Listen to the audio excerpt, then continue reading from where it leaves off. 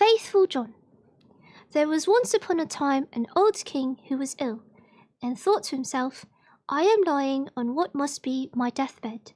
Then said he, Tell Faithful John to come to me. Faithful John was his favourite servant, and was so called because he had been for his whole life so true to him. Therefore, when he came beside the bed, the king said to him, Most faithful John, I feel my end approaching, and I have no anxiety except about my son. He is still of tender age and cannot always know how to guide himself. If you do not promise me to teach him everything that he ought to know, and to be his foster father, I cannot close my eyes in peace. Then answered Faithful John, I will not forsake him, and will serve him with fidelity, even if it should cost me my life. At this the old king said, Now I die in comfort and peace. Then he added, After my death, you shall show him the whole castle, all the chambers, halls, and vaults, and all the treasures which lie therein, but the last chamber in the long gallery, in which is the picture of the princess of the golden dwelling, you shall not show. If he sees that picture, he will fall violently in love with her, and will drop down in a swoon, and go through great danger for her sake. Therefore you must preserve him from that. And when Faithful John had once more given his promise to the old king about this, the king said no more, but laid his head on his pillow and died.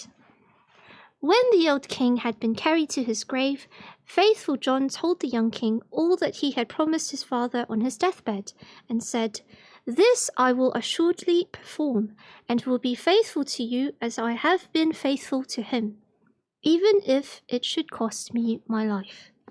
When the morning was over, Faithful John said to him, It is now time that you should see your inheritance. I will show you your father's palace. Then he took him about everywhere, up and down, and let him see all the riches and the magnificent apartments, only there was one room which he did not open, that in which hung the dangerous picture. The picture was, however, so placed that when the door was opened, you looked straight on it, and it was so admirably painted that it seemed to breathe and live, and there was nothing more charming or more beautiful in the whole world. The young king, however, plainly remarked that Faithful John always walked past this one door, and said, Why do you never open this one for me?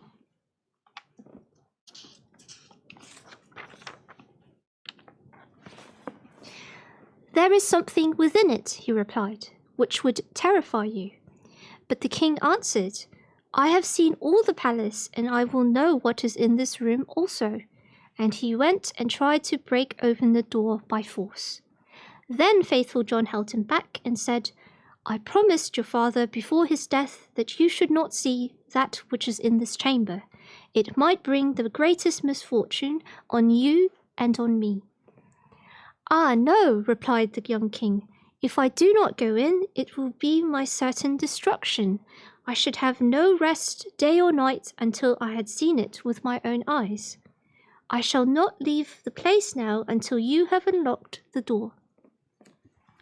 Then Faithful John saw that there was no help for it now, and with a heavy heart and many sighs, sought out the key from the great bunch. When he had opened the door, he went in first, and thought by standing before him he could hide the portrait so that the king should not see it in front of him. But to what avail? The king stood on tiptoe and saw it over his shoulder. And when he saw the portrait of the maiden, which was so magnificent and shone with gold and precious stones, he fell fainting to the ground. Faithful John took him up, carried him to his bed, and sorrowfully thought, The misfortune has befallen us, Lord God. What will be the end of it? Then he strengthened him with wine until he came to himself again. The first words that the king said were, Ah, beautiful portrait, whose is it? That is the princess of the golden dwelling, answered Faithful John. Then the king continued, My love for her is so great that if all the leaves on the trees were tongues, they could not declare it. I will give my life to win her. You are my most faithful, John. You must help me." The faithful servant considered within himself for a long time how to set about the matter, for it was difficult even to obtain a sight of the king's daughter. At length he thought of a way, and said to the king, "Everything which she has about her is of gold: tables, chairs, dishes, glasses, bowls, and household furniture. Among your treasures are 5 tons of gold. Let one of the goldsmiths of the kingdom work these up into all manner of vessels and utensils, into all kinds of birds, wild beasts, and strange animals, such as may please her, and we will go there with them and try our luck." The king ordered all the goldsmiths to be brought to him, and they had to work night and day until at last the most splendid things were prepared. When everything was stowed on board a ship, faithful John put on the clothing of a merchant, and the king was forced to do the same in order to make himself quite unrecognizable. Then they sailed across the sea and sailed on until they came to the town where the princess of the golden dwelling resided. Faithful John bade the king stay behind on the ship and wait for him. "Perhaps I shall bring the princess with me," said he. "Therefore see that everything is in order, have the golden vessel set out, and the whole ship decorated." Then he gathered together in his apron all kinds of gold things, went on shore, and walked straight to the royal palace. When he entered the courtyard of the palace, a beautiful girl was standing there by the well with 2 golden buckets in her hand, drawing water with them. And when she was turning to carry away the sparkling water, she saw the stranger and asked who he was. So he answered, "I am a merchant," and opened his apron and let her look in. Then she cried, "Oh, what beautiful gold things!" and put her pails down and looked at the golden wares one after the other. Then said the girl, "The princess must see these. She has such great pleasure in golden things that she will buy all you have." She took him by the hand and led him upstairs, for she was the waiting maid. When the king's daughter saw the wares, she was quite delighted and said, "They are so beautifully worked that I will buy them all from you." But faithful John said, "I am only the servant of a rich merchant. The things I have here are not to be compared with those my master has in his ship. They are the most beautiful and valuable things that have ever been made in gold." She wanted to have everything brought to her, but he said, "There are so many of them that it would take many days to do that, and so many rooms would be required to exhibit them, that your house is not big enough." Then her curiosity and longing were still more excited, until at last she said, "Take me to the ship. I will go there myself and behold the treasures of your master." On this, faithful John was quite delighted, and led her to the ship, and when the king saw her, he perceived that her beauty was even greater than the picture had represented it to be, and thought no other than that his heart would burst. Then she got into the ship, and the king led her within. Faithful John, however, remained behind with the pilot, and ordered the ship to be pushed off, saying, "Set all sails till it fly like a bird in air." Inside, however, the king showed her the golden vessels, every one of them, and the wild beasts and strange animals. Many hours went by while she was seeing everything, and in her delight she did not observe that the ship was sailing away. After she had looked at the last piece, she thanked the merchant and wanted to go home. But when she came to the sides, Wait, my book was not open this whole time. No one told me? Oh, goodness me. She saw that it was on the deep sea from land, and hurrying onwards with all sails set. "Ah," she cried in her alarm, "I am betrayed. I am carried away and have fallen into the power of a merchant. I would rather die." The king, however, seized her hand and said, "I am not a merchant. I am a king, and of no worse origin than you are, and if I have carried you away with subtlety, that has come to pass because of my exceeding great love for you. The first time that I looked on your portrait, I fell fainting to the ground. When the Princess of the Golden Dwelling heard that, she was comforted, and her heart was inclined unto him, so that she willingly consented to be his wife. It so happened, however, while they were sailing onwards over the deep sea, that faithful John, who was sitting on the forepart of the vessel, making music, saw 3 ravens in the air, which came flying towards them. At this he stopped playing and listened to what they were saying to each other, for that he well understood. One cried, "Oh, there he is carrying home the princess of the Golden Dwelling." "Yes," replied the second, "but he has not got her yet." Said the third, "But he has got her. She is sitting beside him in the ship."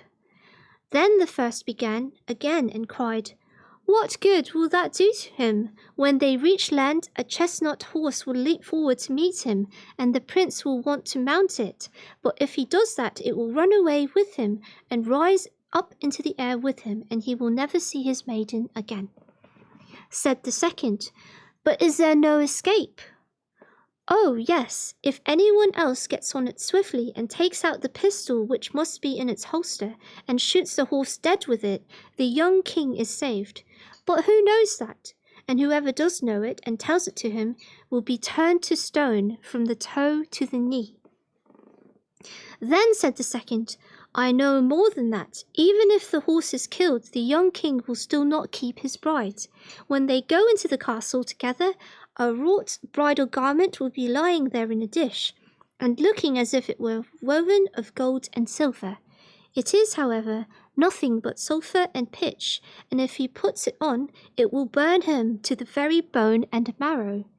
Said the third, "Is there no escape at all?" "Oh, yes," replied the second. "If anyone with gloves on seizes the garment and throws it into the fire and burns it, the young king will be saved.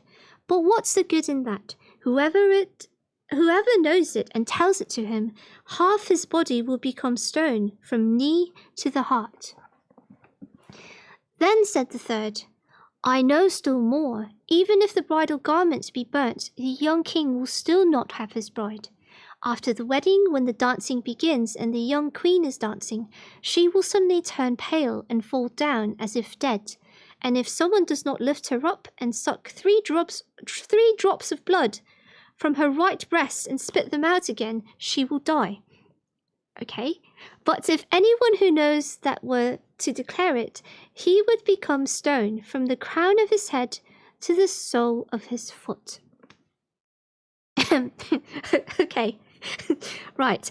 When the ravens had spoken of this together, they flew onwards, and faithful John had well understood everything, but from that time forth he became quiet and sad. For if he concealed what he had heard, his master would suffer, and if he revealed it to him, he himself must sacrifice his life. At length, however, he said to himself, "I will save my master, even if it brings destruction on myself." When therefore they came to shore, all happened as had been foretold by the ravens, and a magnificent chestnut horse sprang forward. "Good," said the king, "he shall carry me to my palace." But as he was about to mount it, faithful John got before him, jumped quickly on it, drew the pistol out of the holster, and shot the horse. Then the other attendants of the king, who after all were not very fond of faithful John, cried, "How shameful to kill the beautiful animal that was to have carried the king into his palace." But the king said, "Hold your peace and leave him alone. He is my most faithful John. Who knows what good may come of his actions?" They went to the palace, and in the hall there stood a dish, and inside lay the bridal garment, looking no otherwise than as if it were made of gold and silver. The young king went towards it and was about to take hold of it, but faithful John pushed him away, seized it with gloves on, and carried it quickly to the fire and burnt it. The other attendants again began to murmur and said, "Behold, now he is even burning the king's bridal garment." But the young king said, "Who knows what good he may have done? Leave him alone. He is my most faithful John." And now the wedding was solemnized. Solemnized. Is that a word? And the dance began, and the bride also took part in it. Then faithful John was watchful and looked into her face, and suddenly she turned pale and fell to the ground, as if she were dead. At this he hastily ran to her, lifted her up, and bore her into a chamber. Then he laid her down and knelt and sucked the 3 drops of blood from her right breast and spat them out. Immediately she breathed again and recovered herself, but the young king had seen this, and being ignorant why faithful John had done it, was angry and cried, "Throw him into a dungeon."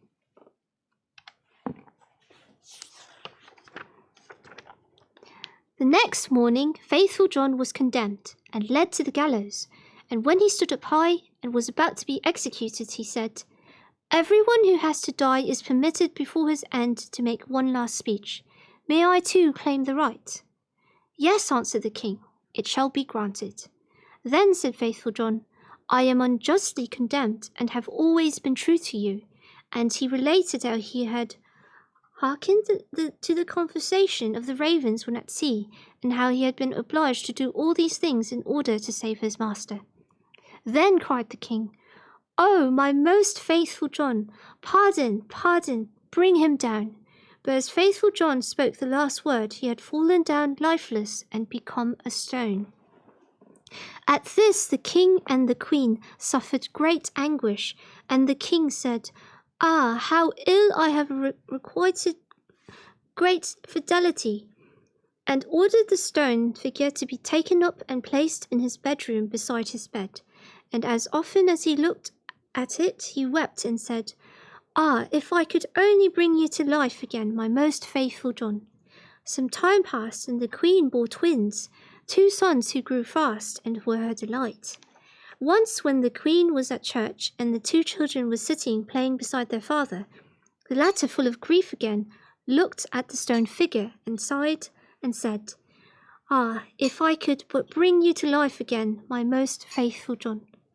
Then the stone began to speak and said, "You can bring me to life again, if you will sacrifice what is dearest to you."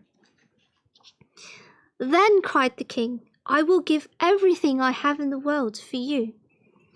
The stone continued, "If you will cut off the heads of your 2 children with your own hand and sprinkle me with their blood, I shall be restored to life." Wow, okay. The king was terrified when he heard that he himself must kill his dearest children, but he thought of faithful John's great fidelity. I'm so sorry. What? And how he had died for him, drew his sword, and with his own hand cut off the children's heads. And then when he had smeared the stone with their blood, life returned to it, and faithful John once more, safe and healthy before him. This is unbelievable. What am I reading? He said to the king, "Your fidelity shall not go unrewarded," and took the heads of the children, put them on again, and rubbed the wounds with their blood, at which they became whole again immediately, and jumped about, and went on playing as if nothing had happened. Then the king was full of joy, and when he saw the queen coming, he hid faithful John and the 2 children in a great cupboard. When she entered, he said to her, "Have you been praying in the church?" "Yes," answered she, "but I have been constantly thinking of faithful John and what misfortune has befallen him through us."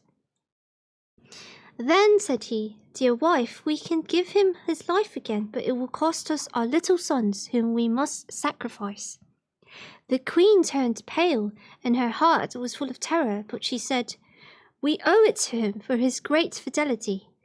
Then the king rejoiced that she thought as he had thought, and went and opened the cupboard, and brought forth faithful John and the children, and said, "God be praised, he is saved, and we have our little sons again also," and told her how everything had occurred.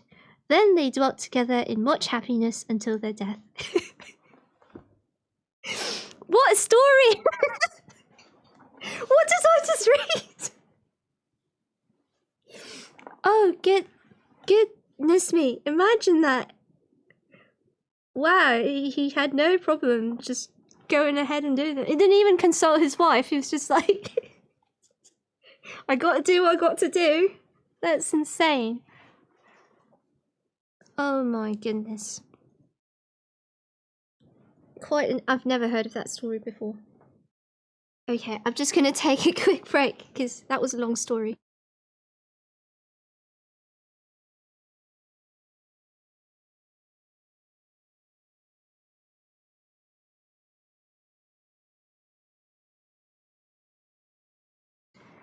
Okay.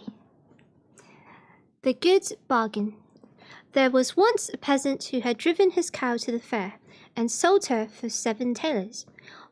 On the way home he had to pass a pond, and already from afar he heard the frogs crying. Well, he said to himself, they are talking without rhyme or reason. It is 7 that I have received, not 8. When he got to the water, he cried to them, Stupid animals that you are! Don't you know better than that? It is 7 thalers, not 8. The frogs, however, stood to their... What is this word? I don't know. Come then, if you won't believe it, I can count it out to you.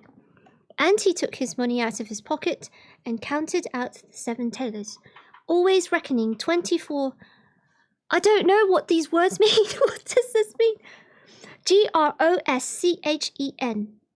2ATALER. How do I pronounce these? The frogs, however, paid no attention to his reckoning and still cried. What? Cried the peasant, quite angry. Since you are determined to know better than I, count it yourselves, and threw all the money into the water to them. He stood still and wanted to wait until they were done and had brought him his own again, but the frogs maintained their opinion and cried continually, and besides that did not throw the money out again. He waited a long while until evening came, and he was forced to go home. Then he abused the frogs and cried, You water splashes, you thick heads, you goggle eyes, you have great mouths and can screech till you hurt one's ears, but you cannot count 7 thalers. Do you think I'm going to stand here till you get done? And with that he went away, but the frog still cried after him till he went home quite angry.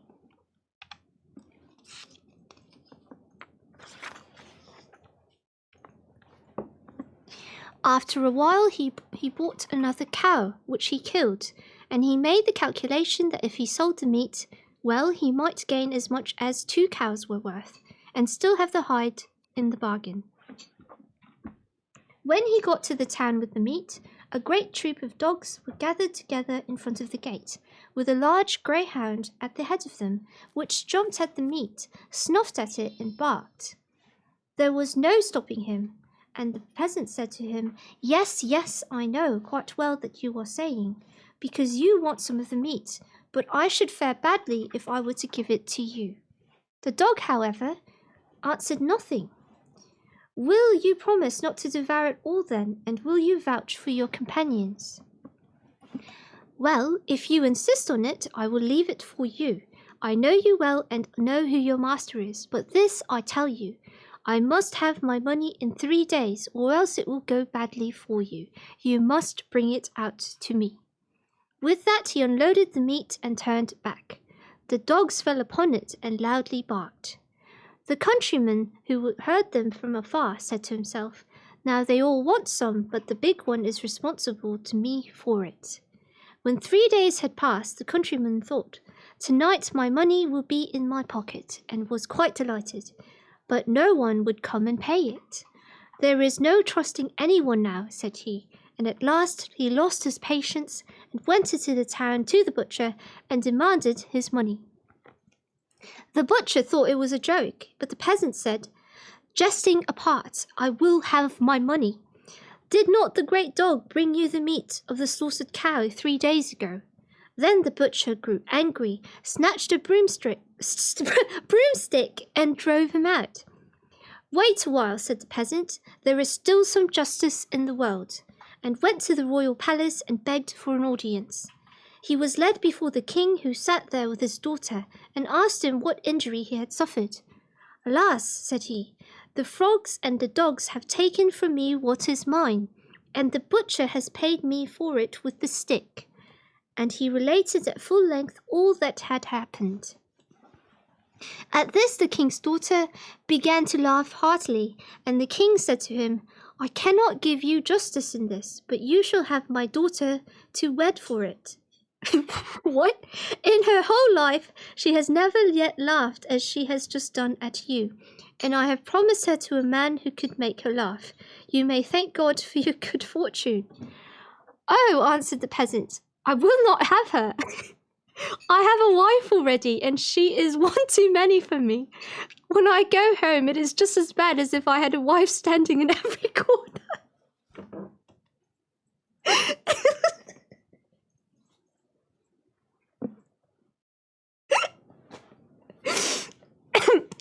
Okay.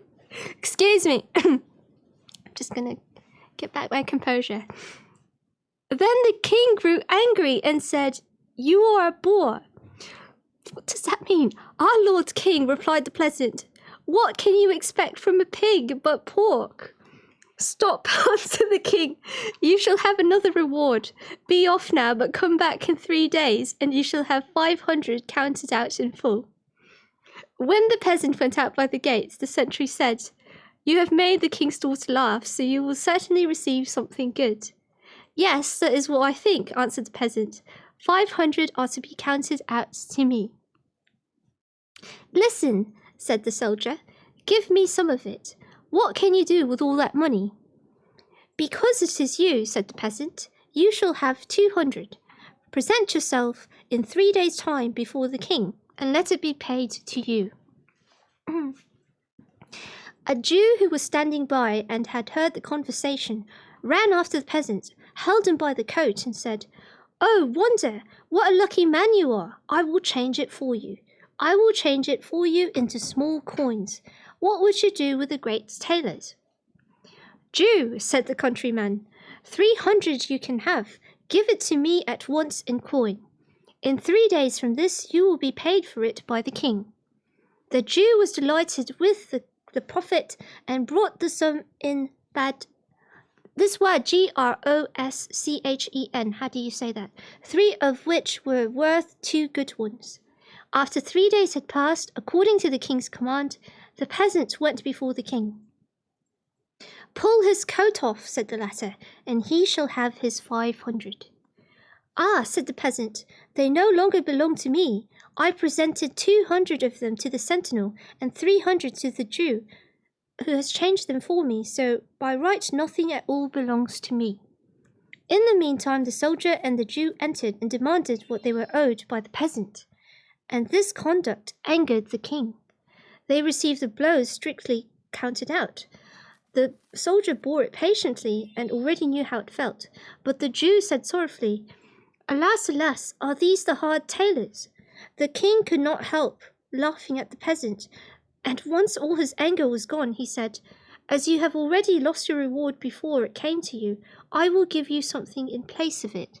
Go into my treasure chamber and get some money for yourself, as much as you will."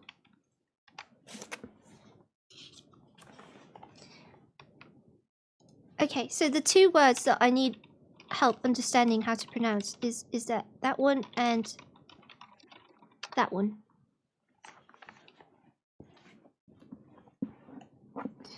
Okay. The peasant did not need to be told twice, and stuffed into his big pockets whatever would go in. Afterwards he went to an inn and counted out his money. The Jew had crept up after him and heard how he muttered to himself, "That rogue of a king has cheated me after all. Why could he not have given me the money himself, and then I should have known what I had? How can I tell now if I had had the luck to put it in my pockets?" "Good heavens," said the Jew to himself, "that man is speaking disrespectfully of our lord the king. I will run and inform, and then I shall get a reward, and he shall be punished as well."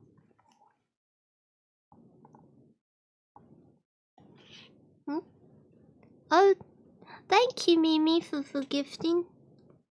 Um, hmm. I lost my train of thought. Where was I? Oh, yeah. Okay. When the king heard of the peasant's words, he fell into a passion and commanded the Jew to go and bring the offender to him. Yeah. I made it so you have a second chance to thank you for the gift.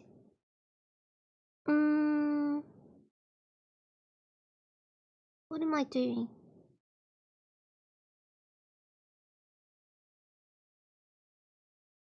Okay, I completely. This is why I don't read chat. I've completely lost where I'm up to. Okay, the Jew ran to the peasant. You are to go at once to the Lord King in the very clothes you have on. I know what's right better than that, answered the peasant. I shall have a new coat made first. Do you think that a man with so much money in his pocket is to go there with his ragged old coat?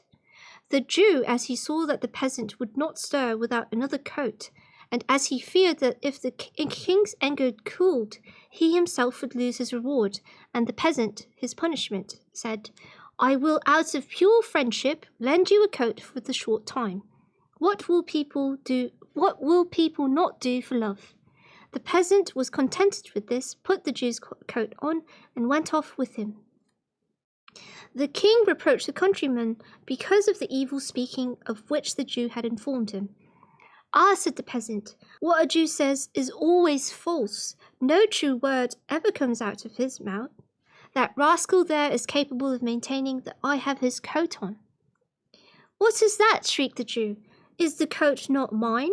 Have I not lent it to you out of pure friendship in order that you might appear before the Lord King?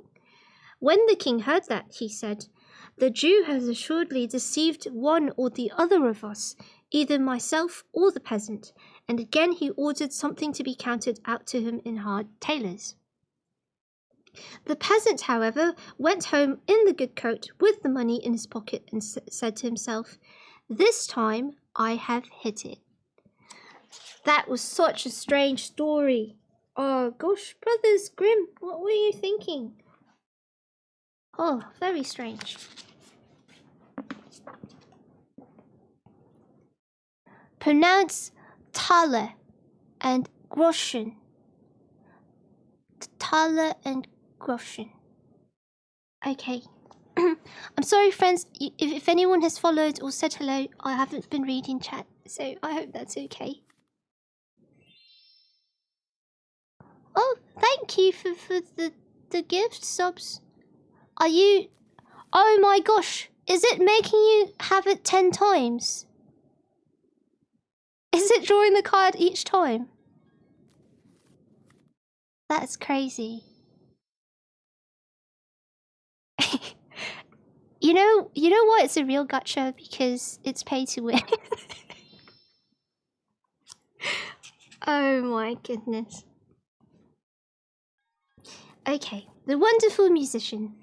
There was once a wonderful musician who went quite alone through a forest and thought of all manners of things. And when nothing was left for him to think about, he said to himself, time is beginning to pass heavily with me here in the forest. I will fetch a good companion for myself. Then he took his fiddle from his back and played so that it echoed through the trees. It was not long before a wolf came trotting through the thicket towards him. Ah, here is a wolf coming. I have no desire for him, said the musician, but the wolf came nearer and said to him, ah, dear musician, how beautifully you do play. I should like to learn that too. It is soon learnt, the musician replied. Oh, only you have to do all that I bid you. Oh, musician, said the wolf, I will obey you as a scholar obeys his master. The musician had him follow, and when they had gone part of the way together, they came to an old oak tree which was hollow inside, and a cleft in the middle. Look, said the musician, if you will learn to fiddle, put your 4 paws into this crevice. The wolf obeyed, but the musician quickly picked up a stone, and with one blow wedged his 2 paws so fast that he was forced to stay there like a prisoner. Stay there until I come back again, said the musician, and went his way. After a while he again said to himself, "Time is beginning to pass heavily with me here in the forest. I will fetch another companion," and took his fiddle and again played in the forest. It was not long before a fox came creeping through the trees towards him. "Ah, there's a fox coming," said the musician. "I have no desire for him." The fox came up to him and said, "Oh, dear musician, how beautifully you do play. I should like to learn that too." "That is soon learnt," said the musician. "You only have to do everything that I bid you." "Oh, musician," said the fox, "I will obey you as a scholar obeys his master."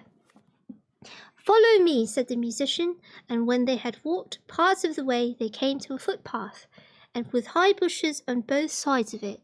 There the musician stood still. From one side bent a young hazel bush down to the ground, and put his foot on the top of it. Then he bent down a young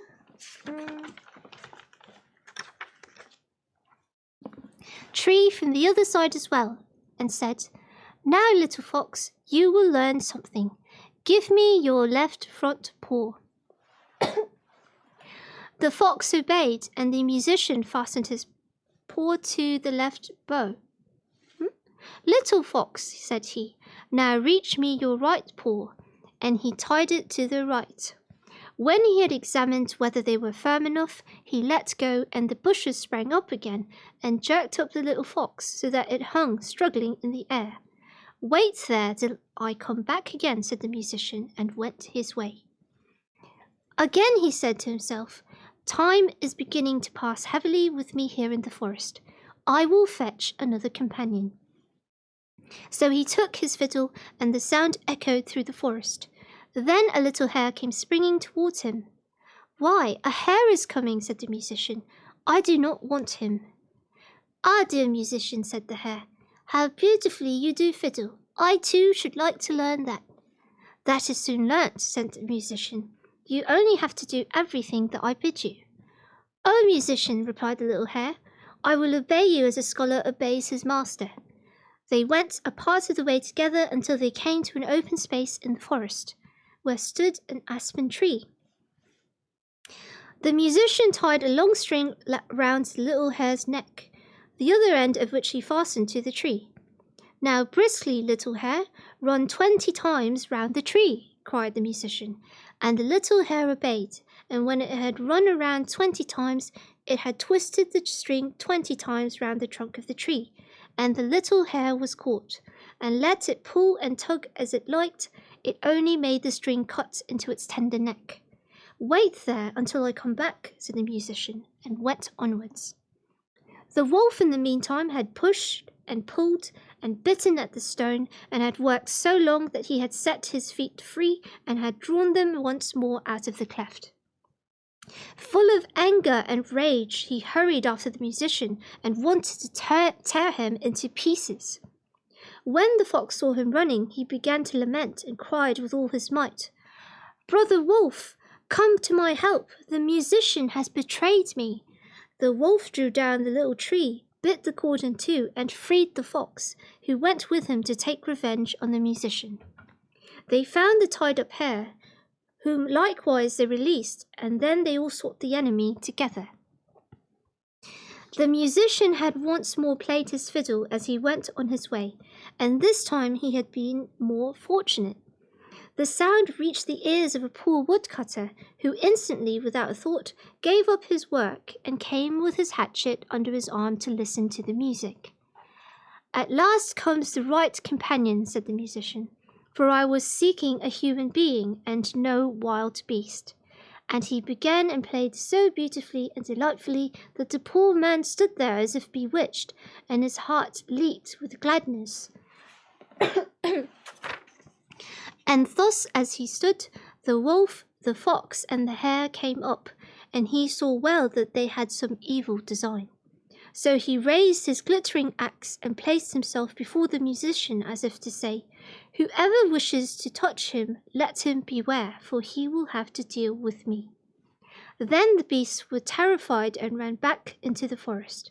The musician, however, played once more to the man out of gratitude, and then went onwards. I don't think I like that story very much. The musician was so mean. What? He could have just said no. Didn't have to, like, do all of that. That's so mean. It's rubbish. Okay, I think we have time for one more story. Baby, what's going on? Did you not get the card that you wanted? What are you missing? Oh, you're missing 2 cards. Oh my goodness. I thank you for your kind donation. I wasn't actually expecting anyone to activate that, but all right. Thank you very much. Let me know if you've actually collected it. The 12 Brothers. There were once upon a time a king and queen who lived happily together and had 12 children. Wait, can you hear the card? Because that you shouldn't be able to hear it. Okay, let me start again. There was once upon a time a king and a queen who lived happily together and had 12 children, but they were all boys. Then said to his wife, "If the 13th child, which you are about to bring into the world, is a girl, the 12 boys shall die in order that her possessions may be great and that the kingdom may fall to her alone." Wow. He caused likewise 12 coffins to be made, which were already filled with shavings, and in each lay the pillow for the dead. And he had them taken into a locked-up room, and he gave the queen the key of it, and bade her not to speak of this to anyone. Okay, what starts to the story? The mother, however, now sat and lamented all day long, until the youngest son, who was always with her, and whom she had named Benjamin from the Bible, said to her, "Dear mother, why are you so sad?" "Dearest child," she answered, "I may not tell you." But he let her have no rest until she went and unlocked the room, and showed him the 12 coffins ready and filled with shavings. Then she said, "My dearest Benjamin, your father had had these coffins made for you and for your 11 brothers, for if I bring a little girl into the world, you are all to be killed and buried in them." And as she wept while she was saying this, the son comforted her and said, "Weep not, dear mother, we will save ourselves and go away." But she said, "Go forth into the forest with your 11 brothers, and let one sit constantly on the highest tree which can be found, and keep watch, looking towards a tower here in the castle. If I give birth to a little son, I will put up a white flag, and you may venture back. But if I bear a daughter, I will hoist a red flag, and then fly away as quickly as you are able, and may the good God protect you. And every night I will rise up and pray for you, in winter that you may be able to warm yourself at a fire, and in summer that you may not faint away in the heat." After she had blessed her sons, they went forth into the forest. They each kept watch in turn, and sat on the highest oak and looked towards the tower. When 11 days had passed and the turn came to Benjamin, he saw that a flag was being raised. It was, however, not white, but the blood-red flag which announced that they were all to die. When the brothers heard that, they were very angry and said, "Are we all to suffer death for the sake of a girl? We swear that we will avenge ourselves. Wherever we find a girl, her red blood shall flow." Okay. Thereupon they went deeper into the forest, and in the midst of it, where it was the darkest, they found a little bewitched hut, which was standing empty. "Then," said they, "here we will dwell, and you, Benjamin, who are the youngest and weakest, you shall stay at home and keep house. We others will go out and get food." Then they went into the forest and shot hares, wild deer, birds, and pigeons, and whatever there was to eat they took to Benjamin, who had to dress it for them in order that they might appease their hunger. They lived 10 years together in that little hut, and time did not appear long to them. The little daughter, which their mother the queen had given birth to, was now grown up. She was good of heart and fair of face, and had a golden star on her forehead. Once, when a big washing had been done, she saw 12 men's shirts amongst the things, and asked her mother, "To whom do these 12 shirts belong, for that they are too small for father?" Then the queen answered with a heavy heart, "Dear child, these belong to your 12 brothers." Said the maiden, "Where are my 12 brothers? I have never heard of them." She replied, "God knows where they are. They are wandering about the world." Then she took the maiden and opened the chamber for her, and showed her the 12 coffins with the shavings and pillows for the head. "These coffins," said she, "were destined for your brothers, but they went away secretly before you were born." And she related to her how everything had happened. Then said the maiden, "Dear mother, weep not, I will go and seek my brothers." So she took the 12 shirts and went forth, and straight into the great forest. She walked the whole day, and in the evening she came to the bewitched hut. Then she entered it and found a young boy, who asked, "Where do you come from, and where are you bound?" and was astonished that she was so beautiful, and wore royal garments, and had a star on her forehead. And she answered, "I am a king's daughter, and am seeking my 12 brothers, and I will walk as far as the sky is blue until I find them." She likewise showed him the 12 shirts which belonged to them. Then Benjamin saw that she was his sister, and said, "I am Benjamin, your youngest brother." And she began to weep for joy, and Benjamin wept also, and they kissed and embraced each other with the greatest love. But after this he said, "Dear sister, there is still one difficulty. We have agreed that every maiden whom we shall meet shall die, because we have been obliged to leave our kingdom on account of a girl."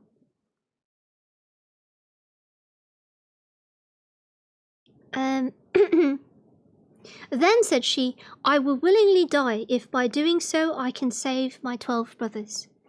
"No," answered he, "you shall not die. Seat yourself beneath this tub until our 11 brothers come, and then I will soon come to an agreement with them." She did so, and when it was night, the others came from hunting, and their dinner was ready. And as they were sitting at the table and eating, they asked, "What news is there?" said Benjamin. "Don't you know anything?" "No," they answered. He continued, "You have been in the forest, and I have stayed at home, and yet I know more than you do." "Tell us then," they cried. He answered, "But promise me that the first maiden who meets us shall not be killed." "Yes," they all cried. She shall have mercy. Only do tell us." And then said he, "Our sister is here." And he lifted up the tub, and the king's daughter came forth in her royal garments, with a golden star on her forehead, and she was beautiful, delicate, and fair. And they all rejoiced, and hugged and kissed and loved her with all their hearts. Now she stayed at home with Benjamin and helped him with the work. The 11 went into the forest and caught game and deer and birds and wood pigeons, that they might have food. And the little sister and Benjamin took care to make it ready for them. She sought for the wood for cooking, and herbs for vegetables, and put the pans on the fire, so that the dinner was always ready when the 11 came. She likewise kept order in the little house, and put beautifully white clean coverings on their little beds, and the brothers were always contented and lived in great harmony with her. Once upon a time. Okay, excuse me, let me just get a drink.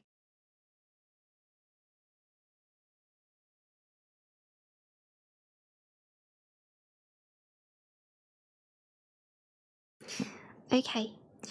Once on a time, the two at home had prepared a beautiful meal, and when they were all together, they sat down and ate and drank and were full of gladness. There was, however, a little garden belonging to the bewitched house, where there were 12 lily flowers, which are likewise called students. She wished to give her brothers pleasure, and plucked the 12 flowers, and thought she would present each brother with one while at dinner. But at the same moment that she plucked the flowers, the 12 brothers were changed into 12 ravens and flew away over the forest, and the house and garden vanished likewise. And now the poor maiden was alone in the wild forest, and when she looked around, an old woman was standing near her, who said, "My child, what have you done? Why did you not leave the 12 white flowers growing? They were your brothers, who are now forevermore changed into ravens." The maiden said, weeping, "Is there no way of saving them?" "No," said the woman. "There is but one in the world, and that it is so hard that you will not succeed at it, for you must be dumb for 7 years, and may not speak or laugh, and if you speak one single word, and only an hour of the 7 years is wanting, all is in vain, and your brothers will be killed by the one word." Okay. "Then," said the maiden in her heart, "I know with certainty that I shall set my brothers free," and went and sought a high tree and sat spinning, and she neither spoke nor laughed.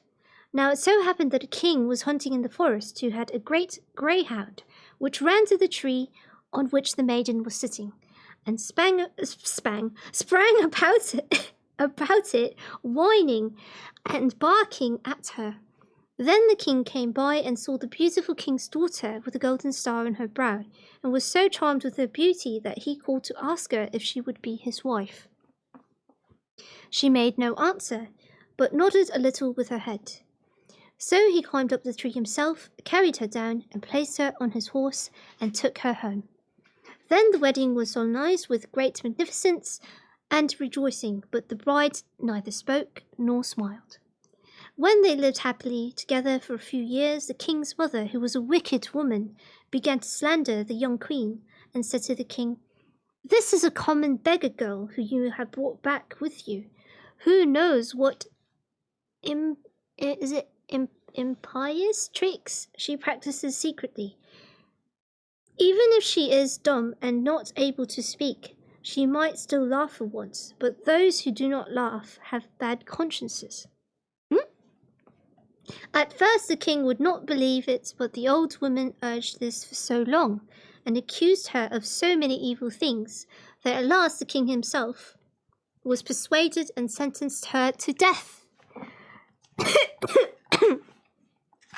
That's what happens when you don't laugh, you get sentenced to death. Oh my goodness.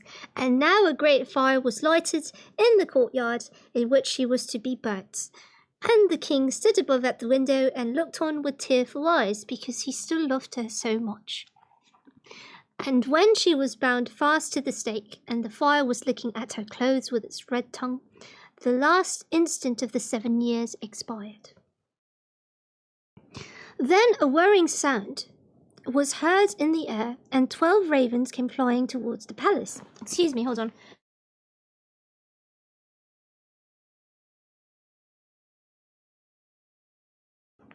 And sank downwards, and when they touched the earth, they were her 12 brothers, whom she had saved. They tore the fire asunder, extinguished the flames, set their dear sister free, and kissed and embraced her. And now, as she had dared to open her mouth and speak, she told the king why she had been dumb and had never laughed.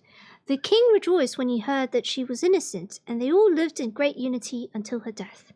The wicked stepmother was taken before the judge, put into a barrel with boiling oil and venomous snakes, and died an evil death. Okay.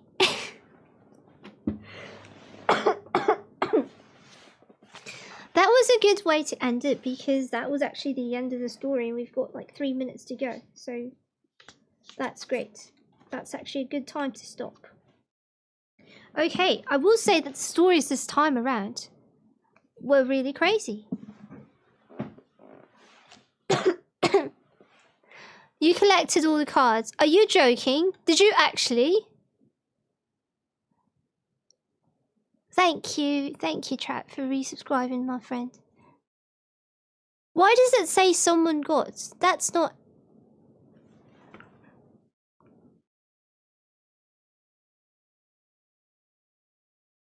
It's weird that it went twice.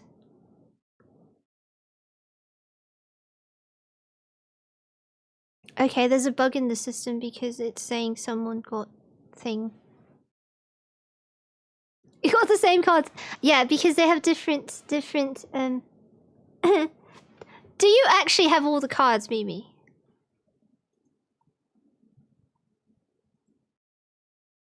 No way.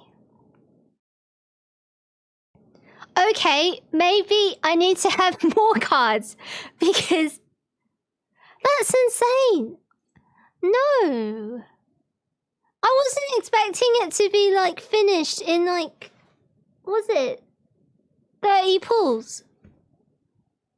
How did you manage to roll the 1%?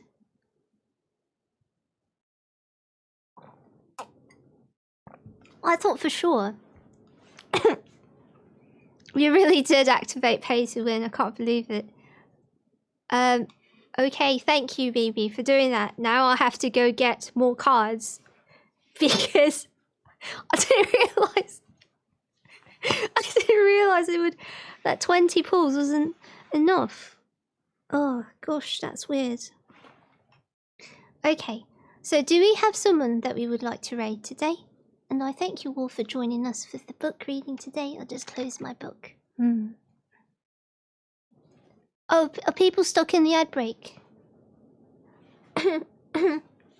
I need to announce again the thing.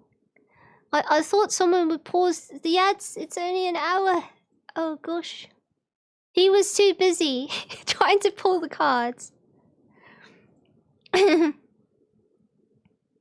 Good night, Brad. Thank you very much for joining us. Thank you, Mimi. It's very appreciated, your support. Now I understand why people play gacha.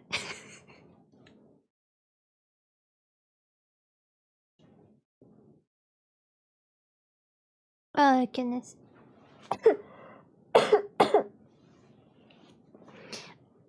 I just wanted to say, I wanted to advertise tomorrow's stream because it's going to be a really special event where Jason regrets making a bet with me. It went well, yes, yes. What do you mean? I've still got 1,100 followers. Apparently 10%. Less than 10%. Almost 10% are subscribers. Hello, mangoes. I'm just waiting for the ad break to end before I say goodbye to everyone.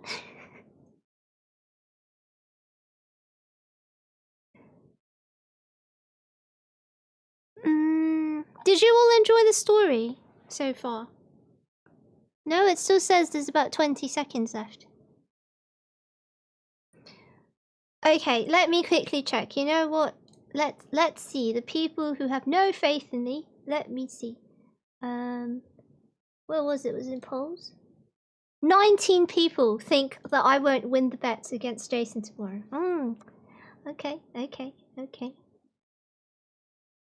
Really, Chris changed his vote just to spite me. Okay, I see how it is. Anyway, I'm so excited to win tomorrow. Thank you, friends. Yeah, so the bet is I have to do it in under an hour. So I think I'll get it done in 30 minutes, to be honest. Less than 30 minutes. So who are we going to rate? I'm so excited. I almost just want to do it now, but no. That's tomorrow's fun.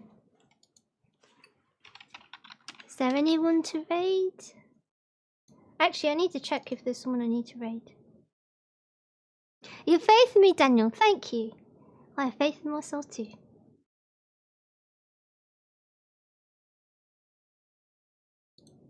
Oh yeah, I'll be pulling Jason into VC with me so that he can see for himself that he's going to be a loser tomorrow. I want to hear it, the actual reaction when he loses. Yes, I'm going to win, Jason. You'll see. Are we not raiding anyone, friends? Are we just going to end? Do I just end? I've got no one to raid.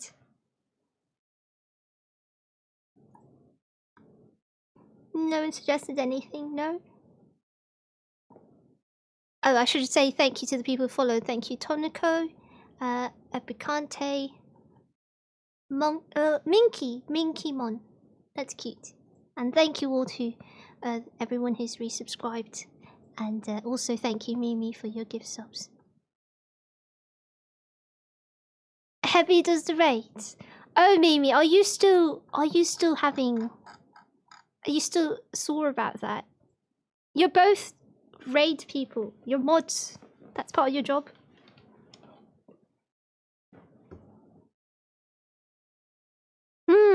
Okay, well, I guess I'm not raiding anyone then. That's fine. I'll just end the stream. Thank you, friends, for joining us, and I will catch you tomorrow. Okay? Sayonara. Goodbye.